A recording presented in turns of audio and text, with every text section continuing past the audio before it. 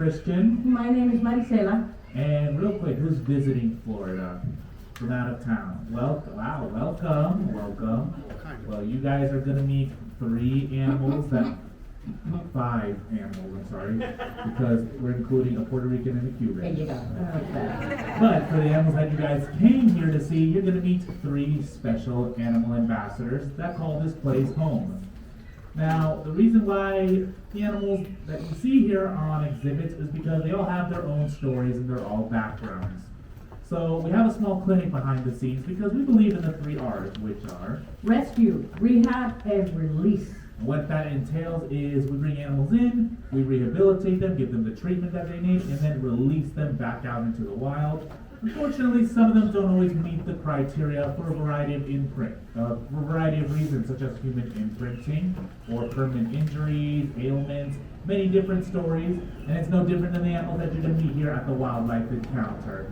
So all the animals that you see here are here not necessarily because they want to be, they're here because they have to be. So we give them a second chance at life, so then in the meantime they're ambassadors for their species, and I think that's an amazing thing. Don't you guys think so? Nice. At the end of our presentation, there is a donation box over there. That green box, $1 does go a long way, and 100% of the proceeds that goes into that box goes right back into the care of our wildlife, and it also funds our wildlife clinic. In fact, we do have some birthday parties coming up for our animals, like our alligators in May, Elvis and Priscilla, of course, yeah. And then the most famous flamingo of all. Yeah, of course, in the world, I think. Jameson. Jameson the flamingo. His birthday is in August. So we like to spoil these animals for their birthdays. For example, 3 months ago, we gave Josh the bear 2 T-bone steaks and a lobster. All thanks to your guys' support. So on behalf of all the animals here, and as well as the staff, I want to say thank you guys for coming out. You can give yourself a round of applause. All right, and before I go back and get the animals ready, I want to speak to everybody in the front row. If you are any intimidated or afraid of snakes, move up. I'm warning you, and I'm going to follow you. And she'll follow. I will chase you. So move up. You have been warned. All right. Huh? How far? You're Not far. Sit in front. Come with me, baby. Come with me. You're, I think, good enough. Maybe. I don't know. Oh, look, we got some brave ones right here. They're getting closer. All right. You know, way to go, girlfriend. Way to go. Yeah. All right. See? All right, all my front row people. If you guys are snake lovers, go ahead and cheer. Yay! All right. On the back row, if you don't like them, cheer. So, I'm going to go back and get our animals ready, and you keep the crowd calm. Okay. Now, before we bring our guests out, I do have a couple of important rules I'd like everyone to follow. It is important that this stage area stays clear at all times. But these animals are still very much wild animals. So, if you guys have to leave the presentation at any point, just exit down the stairs and exit towards the sides. Do not cross the stage at any point. Everyone in my front row, if you guys have to leave at any point, just simply let us know and then wait for us to take the animals back, and then you'll be free to go. It's important we also keep the stairways clear at all times. Keep our children seated throughout the presentation. Last but not least, around this, I'm actually surprised he's not here. There's a peacock that likes to pay a little visit. His name is Boris. And he always shows up in the third show. I'm shocked he's not here right now. But if you have any food on you, just in case, I highly recommend you go ahead and put it up because he will walk right up to you and steal it from you. Why? Because he can.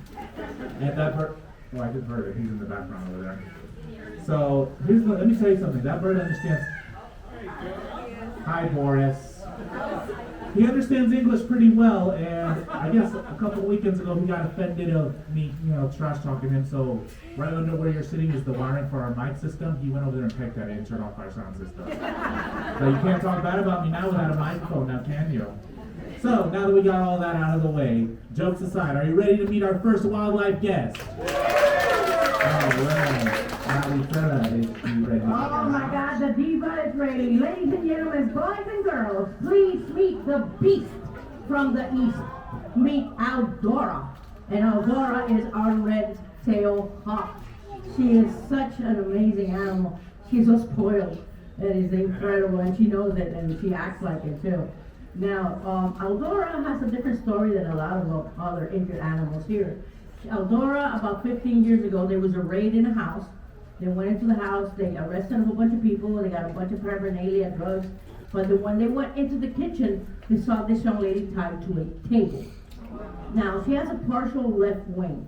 We don't know if it happened before, during, or after the raid, but she was taken to an amazing place in Miami called Pelican Harbor, where they rescue and rehab a lot of birds, and she was deemed unreleasable because she could not take full flight. And a bird of prey that cannot take full flight won't survive a little while. When she come over here, she became a total diva. Yeah, and she does whatever she wants. And if you look straight in her eyes, she looks like Jack Nicholson in a bird. Honey and home, right? Well, there are over 50 species of hawks in the world, and the red tail is the most known. Why? Because of her beautiful red tail. Now, she's about 2.5 feet. She weighs about 2.5 pounds. She looks heavier because her wings are hollow and her bones are hollow. The glove itself weighs more than she does. But I'm wearing a glove not because she wants to hurt me, it's because she's hanging on to me. And if you look at those claws, imagine without a glove. Yeah. Alright? So those claws are called talons. And they have a good, strong grip. The strongest grip of any bird of prey is the golden eagle and the great horned owl. They have a grip of 500 pounds per square inch. Okay? You, sir, if you squeeze your hand, as a human, you have 7. Imagine 6 or 7 of that. Okay? She has about 200, not as much, but I'm training her to steal your wallet, so be careful. Yeah, be careful. Yes, they can pick up 2 pounds per body weight, and yes, ladies and gentlemen, they can pick up your chihuahua in a heartbeat. Now, her wingspan is about 4 feet in width, tip to tip. They got different type of flight. They guide, they fly, and they soar. Okay? And the red tail is the few bird of prey that can kite. Kiting means if you're a kid or adult now, you like a kite. When you're a kid, you go fly a kite. That kite gets a pocket of air and it stays there. So she finds a pocket of air, hovers over the pocket of air, and she can see a roach 900 feet down. She has 8 times a human being. So if you are an optometrist, totally out of a job. Right. Now, one thing that she does that we all humans do, we do mate for life. Totally. Right? Second marriage? No. So they do mate for life. What happens is they have a marriage ritual. Some birds have 1 day, and some species have 30 days. But this young lady has, her species is 1 day. So she meets someone, or he meets someone they like. They have to like each other to spend the rest of their life together. Right? So they go up as high as they can go, 6,600 feet, hook up talon to talon, and drop in a circle. They drop, they drop, they drop, they drop, and when they get to 3 feet, they let go. It's called signed, sealed, delivered, we're married. Okay, all right. Now, they hunt together. So male goes one way, female goes the other, and here comes the male and says, honey, there's a rat down there, go get it. She goes, fine, I'll go get it. But what happens is, I know it's dinner time, I know. What happens is, she tucks her feathers in, tucks her feet in, nose dives, straight down, 150 miles an hour. Caught. Okay, grabs a rat, goes to him, throws a rat at him and says, I caught it, you cook, babe. Yeah. But one of the things that she is known for, and you guys probably don't even know, her call is the longest call of all birds. It's 5, 6, 7 seconds, sometimes longer. It's that taught me well, huh? Yeah, I know. Okay? So it's used in movies. So a lot of bird sounds is her call. But in Jurassic Park, the call of the raptors is hers. Trust me, she doesn't let me forget it. She is spoiled, total rotten spoiled. So they live 20 years in captivity and maybe more. Always remember that the wild is half. If the wild is 10, captivity is 20. Because if they get hurt in the wild, Mother Nature takes care of them. If they get hurt here, we're on you like black beans on rice, young lady. What you looking over there? What's this? That's you. What's wrong? Oh, I know what's back there. Yeah, she thinks dinner is back there, and dinner is not back there. That's the other animal that she's like, okay, I'm waiting. Any questions on Aldora? Okay, now, okay, give it up for Mrs. Aldi!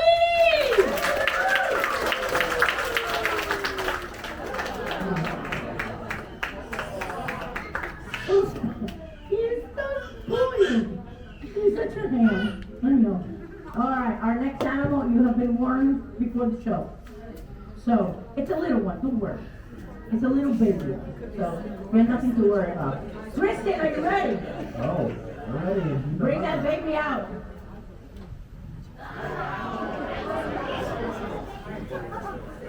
Everybody, this is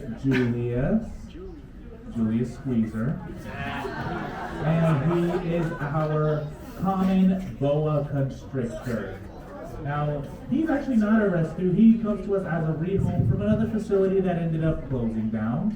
So he was just in need of a new place to go, so we gladly took him in, and he's been with us ever since. We like to bring him out and show us because he's an amazing educational animal ambassador. As you can see, very well mannered. And in case you're wondering, no, he is not a venomous snake. How can you tell? Just take a good look at him. He's in my hands right now. I'm pretty brave, but I'm not that fearless, trust me. He's actually something called a constrictor, but I'll get into that just a little bit. Let me tell you just about this amazing specimen right here. So these guys are not a Florida native snake. They're actually found in Central and South America, living in the rainforest where they're going to be preying on animals such as wild hogs, juvenile capybaras, and even monkeys. And these guys love the water. Anybody here love to go swimming? Anybody here love a good swim? Yeah? Who remembers doing breath holding competitions when you were a child? Yeah? Any children, you guys still do that? Yeah? Well, I'm here to tell you that you're not going to win that competition with Julius here. Because this guy right here can hold his breath under the water for 30 long minutes. 30 minutes without a single breath of air. And they depend on the cover of the water to sneak up on their prey so that they can launch and then grab it. Now, what you're noticing right now is that he's flickering his tongue, and what he's doing is he's basically smelling his environment. See, what actually happens is the snake's eyes, they see in infrared. They don't see as detailed of an environment that we do. They see in heat signatures. So that tongue, it's forked to grab tiny air particles out of the air, to then bring it into the mouth where there's a special organ waiting for them at the roof of their mouth. It's called the Jacobson's organ.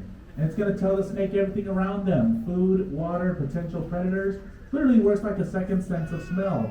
And the length of that tongue is from the tip of his nose all the way to the back of his head. So that little tongue you see coming out, that's only a fraction of how long that tongue is.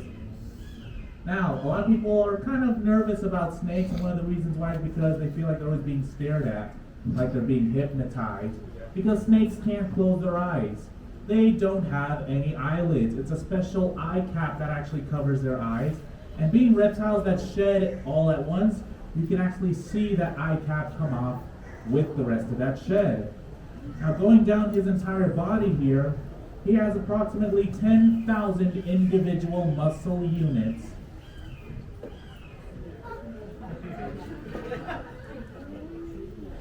Lucky you're sitting in the middle. I would have been able to reach up the stairs. I was thinking that something was wrong with us. I was going to go up there and see if they needed any resuscitation or any CPR, right? And I see her shaking and trembling. Listen. Give me the damn stick! And let me go up there. Listen, there's nothing better than fear than exposure therapy. So here, I'm just kidding, guys. I'm saving that for the end of my career. Your back looks very nice from here.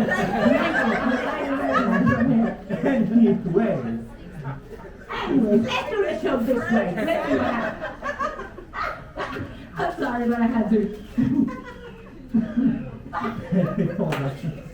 This is a live animal show, I'm sorry. Where was I? Scared the hell out of them, that's how we're doing it. 10,000 individual muscles going down his entire body.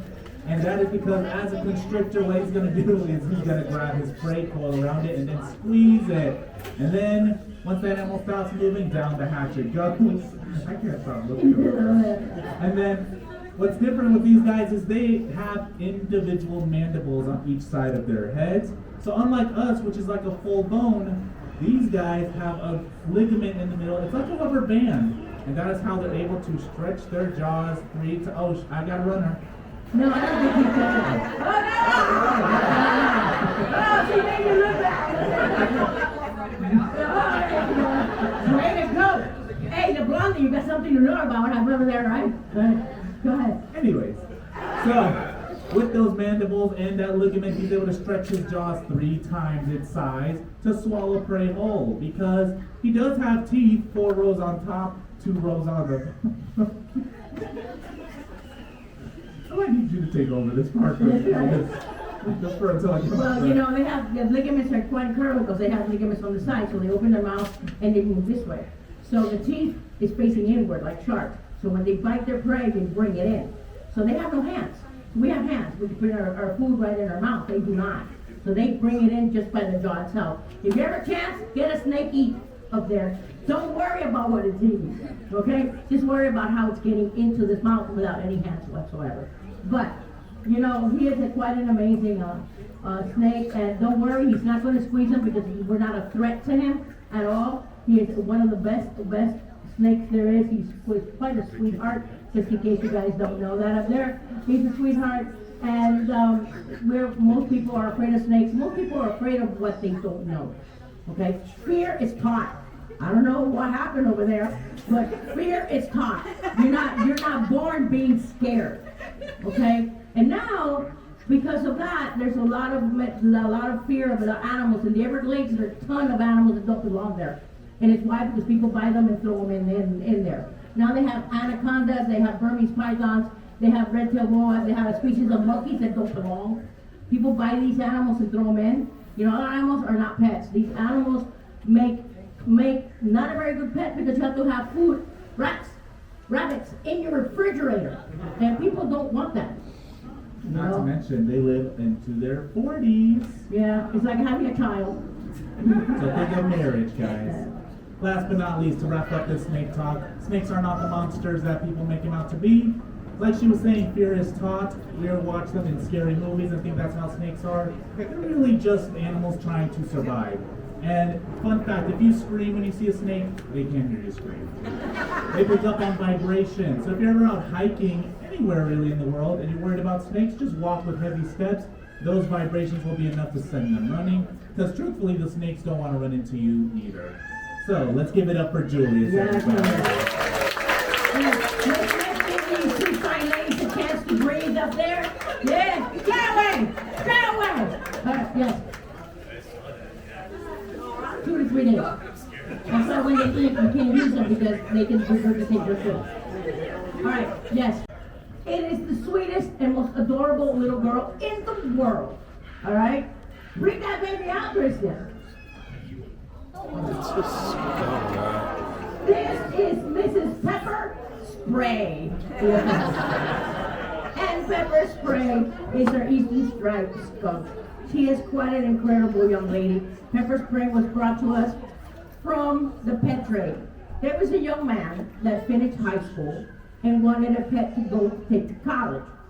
So he went to the Wildlife Center and bought a skunk. You know how famous this kid was in the dorm with the skunk in the room? Right? Well, Pepper has a 2-year degree. Yeah. Was there for 2 years. She came back, brought back to mom and dad. Yeah, this is what she's got. We brought to mom and dad and destroyed the sofa, destroyed the walls, destroyed holes on the floor. And mom said, you need to get rid of this animal. Because they are diggers. They're not climbers. As you can see by their nails, they got long, long nails. See the long nails over here? And they dig. They dig burrows. And the burrows have different fiber, different type of holes. And they house different animals. They're like the animal B&B. All right? So every animal that burrows with her, she protects. She protects like a pit bull. She protects their home. She's a great landlord. Okay? They eat everything and anything they can get their little claws on. They're omnivores. They can eat venomous scorpions. They can eat venomous snakes. Yeah. They can eat also venomous spiders. But one thing that they're famous for, and always famous for, is one thing and one thing only, the bam! The bam! Alright? Alright, so, don't worry, she's been declared because she's been in the pet trade. If not, I would hold her, neither would you. Alright? So, their spray is very, very toxic. It's sulfur based. So she still thinks she's got the spray, but she doesn't. She would play with her that way, and we let her act out. She thinks she's a mean skunk. Okay, but the spray is sulfur based. When she sprays, and if you get skunked, it's your fault because she warns you. She stumps her feet, right? And that doesn't work. She stands up like a bear. Oh, I'm gonna get you. Oh, I'm gonna tear you up. If that doesn't work, a handstand. Ba-bam! All right? And when the handstand comes about, it's 10 to 12 feet. She doesn't miss. She looks at you, she aims, boom! She got you. Eyes, ears, nose. Open orifices. She gets your mouth, you lose taste for a while. She gets your nose, you're not smelling. She gets your eyes, you're temporarily blinded. It's a sulfur-based component. She gets up in the air, and the air takes it, it's a mile all the way down. So, okay, you get skunked, you smell like a dead, rotten person, you go home, and you take a bath. No, you do not. Because that water enhances the smell. So you smell worse. Okay? And then you say, okay, I'm going to get some tomato juice. Well, you're going to smell like a bad human and a bad salad. Because nothing works. You got to throw away your clothes. You can't go to work. You're going to sleep in the garage. And not even the dog wants you. Okay? Not even the dog wants you.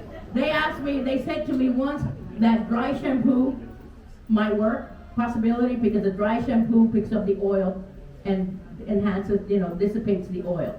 But nothing works. Nothing works. So, but if you got skunked, it's your fault. If you see one, just stay still. Do not scare her, because the boom is coming. The boom is coming. So she is one of the most harmless. She's about 5 years old. She weighs about 5 pounds. And there's 3 different species. There is the striped skunk. There is a spotted skunk. And there is the most famous skunk of all, Mr. Pepe Le Pew. And Pepe Le Pew couldn't see very well because he fell in love with the cat. So, but Pepe Le Pew is a hognose, and he can weigh up to 18 pounds. So imagine the bam of that animal, And they're usually, when they're caught, they're usually only be eaten halfway. The bottom part is left alone. And the ones that they're really scared for is the predator is the great horned owl, because it's their favorite food. Because owls can't smell or taste, so they're exactly the main species. Aldora back there, she has no clue. She was eyeing her all day, but she knows it's back there. She goes, lunch? No, there's no lunch here, right? So she is quite an amazing young lady. Hopefully she'll be with us for a while. Any questions on our pepper spray? Yes, ma'am. They live from 5 to 7 in the wild, and maybe after 10 in captivity. Oh, that's a question. Are you okay, ma'am? Oh, yeah. Are you okay? Breathing okay? I don't have to call a rescue, because I'm bringing another snake out just for you. No kidding. What do you feed her here? She has a balanced diet of protein, fruit, and vegetables. She's everything, and sometimes we give her like little worms. But her favorite food is the worms. She loves the worms. But the worms have a lot of fat and protein. Every animal in this park that has to eat like a mammal everything is weighed. Protein is weighed, fruit are weighed, everything is weighed to the portion that they need to become, because an obese animal is an animal that can have very health issues, and we don't want that. Yes. Yes. How do they know? Well, you'll know if they spray or not when they lift their tail up and spray you. It goes directly to you, eyes, ears, nose, no matter what, where you are. If he looks at you, you go. Okay, yeah. How big do they get? This is it for this one. Pepe Le Pew is 18 pounds. That means that's 3 times the size. One big skunk. Okay. Yes. Everywhere except Antarctica. They don't like cold weather. For anywhere in the grasslands, anywhere that's up to Texas, Colombia, they have them. I think the largest skunk ever found was in Germany. The bones was in Germany. So they go all the way up there. Okay?